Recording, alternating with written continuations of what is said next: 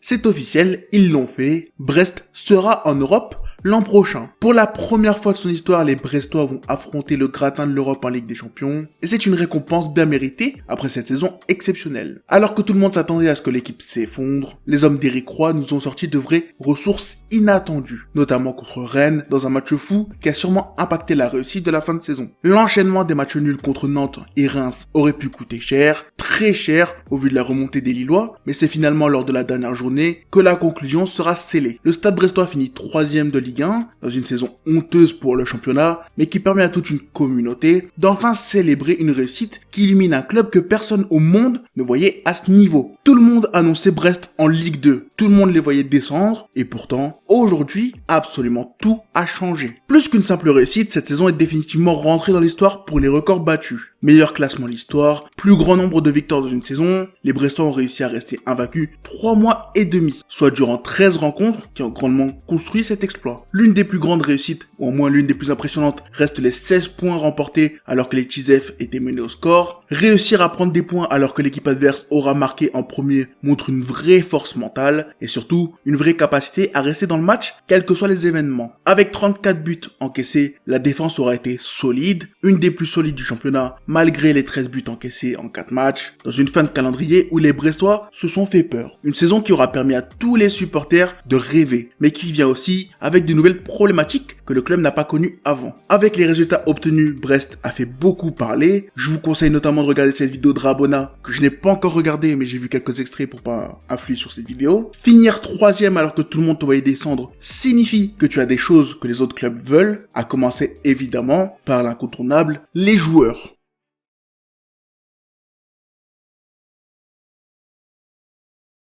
Durant le mercato hivernal, tu as subi plusieurs tentatives ratées de clubs souhaitant obtenir une de tes forces. Rennes est venu chercher ton milieu Lesmelou et a failli réussir puisque le salaire proposé était 3 fois supérieur à l'actuel. Cette saison, il a montré des qualités de récupérateur, de briseur d'action qui ont porté l'équipe en phase défensive. Finalement, Florian Maurice se rabattra sur le Rémois Matoussiwa et l'histoire se tassera petit à petit. À l'époque, cette tentative avait fait beaucoup de bruit. Son départ aurait pu faire mal et réduire à néant le début de saison, mais la saga aura bien fini pour le club. Récemment, un nouveau coup de chaud a eu lieu avec Grégory Lorenzi annoncé à nouveau du côté de l'Irénée, une rumeur accentuée par tous les faux comptes d'infotransfert qui finira par être reconnu comme exagéré. Ces deux départs auraient clairement fait très mal à la stratégie mise en place, mais maintenant que la situation est à plat, des plans pour la prochaine saison peuvent être mis en place tranquillement. Il y a plusieurs choses à prendre en compte avant même de penser au mercato. Déjà, les droits TV n'ont toujours pas été décidés, ce qui signifie que dans un monde normal, il est impossible de prédire ton budget. Ensuite, quel que soit ton budget, il sera réduit par le deal CVC, qui va prendre une partie de tes revenus droits TV, déjà réduit comparé aux attentes, et le fameux milliard qui a tant fait rêver les plus débiles qui suivent le championnat. Cette qualification en Ligue des Champions vient donc pile au bon moment.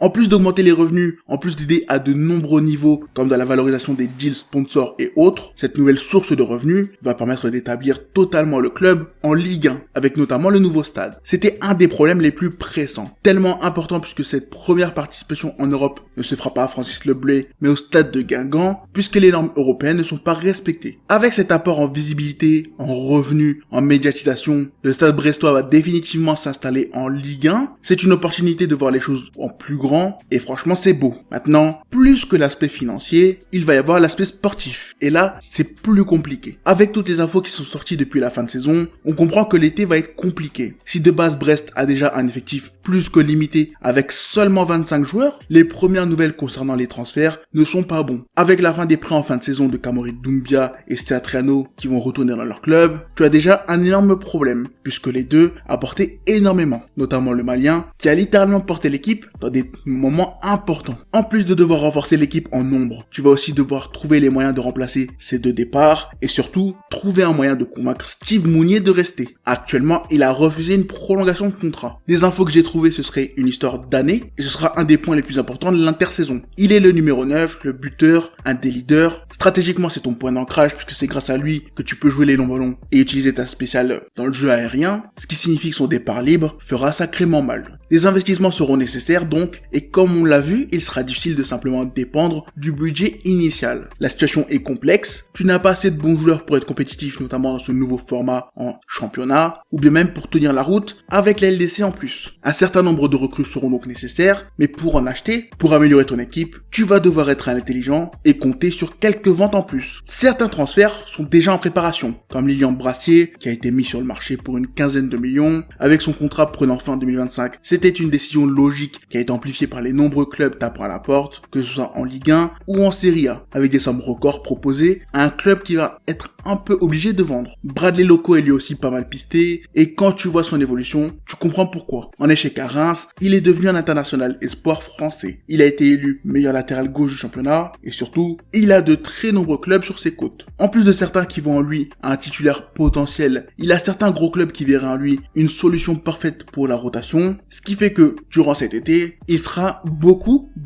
lié à des transferts. Certains leaders pourraient aussi décider de faire comme Steve Mounier et jouer de leur position. Si les plus anciens ont des contrats pour la saison, ils savent aussi que c'est leur dernière occasion d'obtenir une prolongation et un vrai contrat. Brendan Chardonnay par exemple n'a plus qu'un an de contrat à ses 29 ans, et si l'occasion de jouer la LDC avec son club est grande, il doit aussi penser à lui et à son futur. C'est pour cela que le cas Lesmelou est toujours un dossier chaud. Il aura de plus en plus de prétendants au fur et à mesure que l'intersaison passera, mais pour l'instant avec sa blessure, la situation n'est pas pressante. Des départs vont devoir être faits tout en prenant en compte le travail nécessaire pour les remplacer, un travail que Greg Lorenzi va devoir réaliser avec un budget restreint, comme on l'a dit. Personnellement, je pense qu'il va réussir à faire parler sa magie pour créer une équipe cohérente et capable de défier les attentes. Son travail est impressionnant, avec des Magic Camara, Bradley Loco, Karamoko Dembélé dont on parlera plus tard, Lesmelou et autres qui montrent les capacités à réfléchir différemment du directeur sportif. Il est face à un nouveau défi, un défi différent puisque cette saison s'annonce chargée. Comme je l'ai dit, en plus de devoir vendre pour acheter, tu vas devoir investir intelligemment pour remplacer les départs et surtout élargir ton effectif. Jouer la LDC dans ce nouveau format, ça signifie jouer 8 matchs en plus et donc perdre pas mal d'énergie en pleine semaine dans un début de saison qui s'annonce très important. Je crois que peu de joueurs de l'effectif actuel ont connu ça et avec un championnat qui risque d'être un peu moins nul que l'an dernier, il va falloir réussir à créer un rythme qui permettra de tanker tous ces changements en restant dans la bonne position en Ligue 1. La bonne nouvelle pour Brest, c'est que même si tu peux sortir des grosses individualités, c'est le collectif qui a permis à Eric Roy de sortir en tant que 3e cette saison. Chaque point fort des joueurs ont été sublimés par un coéquipier, que ce soit le jeu aérien de Mounier et le Doiron exploité par les 4 centreurs de l'équipe, ou bien même les qualités techniques de Castillo appuyées par le jeu sans ballon de Lesmelou. En analysant ça tranquillement, on peut se dire qu'Eric soit à reproduire cette mise en lumière comme il a réussi à le faire avec Kamori Doumbia en pleine saison. Le Malien a littéralement explosé grâce à ses performances. Sa valeur marchande aurait pu, elle aussi, croître exponentiellement si Reims lui avait offert un contrat plus long. Et c'est une occasion de récupérer un joueur qui t'a autant apporté pour à peu près 5 millions. Une somme élevée, mais qui réduit les risques en cas d'échec. C'est ce genre d'investissement maîtrisé par le directeur sportif qui va permettre à Eric Roy de poser une nouvelle grosse saison avec son équipe. On l'a vu avec Lens, la fragilité économique de la Ligue 1 peut parfois punir sévèrement ceux qui se voient trop beaux, ceux qui pensent avoir passé un palier avec une seule qualification. Au vu des dernières évolutions de notre championnat, Greg Lorenzi et la direction doivent comprendre que leur classement de l'an dernier ne reflète pas la réalité des forces en présence, mais que c'est une excellente base pour construire quelque chose de solide sans se brûler les ailes. Brest cette saison doit se fixer comme objectif de gagner son premier match en LDC, mais surtout de rester dans le top 9 de Ligue 1, un élément qui au final est encore plus vital que de gagner un match en Europe. C'est cet élément qui rend la qualification un peu moins belle, mais seulement si tu le prends d'un point de vue analytique. En tant que supporter, tu vas vivre ta meilleure vie. Ton équipe va être liée au plus gros club d'Europe, tes joueurs vont se frotter au gratin, ton stade provisoire va accueillir des stars de ce sport, et tu vas vivre des nouvelles émotions que tu n'as pas encore totalement connues. Comme je l'ai dit, l'histoire est belle, elle est même magnifique, mais il faut vraiment faire attention à ce qu'elle ne vire pas au cauchemar. Garder Lorenzi est pour moi ton premier gros mouvement de l'été, puisque lui connaît déjà le contexte, les limites et les erreurs à ne pas faire. Le défi est grand. C'est le défi que Strasbourg, Lens et Nice ont raté, tous à des degrés différents. Mais personnellement, j'ai beaucoup d'espoir en Brest. Avec cette saison réussie, ils ont mis un gros coup dans les parties de chaque club soi-disant important qui ont fini derrière eux. Et pour moi, c'est une excellente chose. Maintenant, les Tizev viennent de sortir de la pâte aux joueurs. Eux qui ne réussissaient pas à se lever dans le petit bassin viennent s'essayer après 5 années en Ligue 1 au grand bain, à voir s'ils vont réussir à nager ou s'ils vont couler.